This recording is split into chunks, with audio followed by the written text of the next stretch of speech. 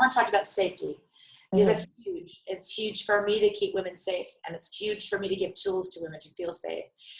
There are 5 layers of sexy, of life, of having a sexy, erotic life, enlivened life, a feminine life. The first layer is called flatline. The second is called presentational. The third is animated.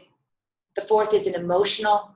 And the fifth is a soulful experience of life, a sexy life. Flatline can be healthy or unhealthy.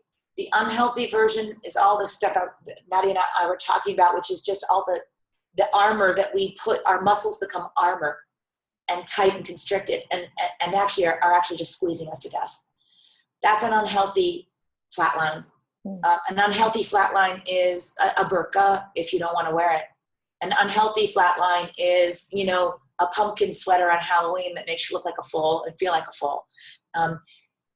Then when you start to presentationally understand how your body wants to communicate her beauty out into the world, you leave unhealthy flatline. You need to always have a healthy flatline. Everywhere I go, I have a healthy flatline. That means I bring either a hoodie or a big jacket that just covers over me like a cape. I believe that you need to always be able to, without making your muscles constrict and drown you, you need to be a healthy flat line with a scarf, something that makes you feel like you can cover your dim. And I'll give you an example of a story that I heard once. Marilyn Monroe was the biggest star in the world in the 50s, early 60s. She was studying at the Actors Studio, and she would go to New York to study, but she, as I said, was the most famous woman in the world.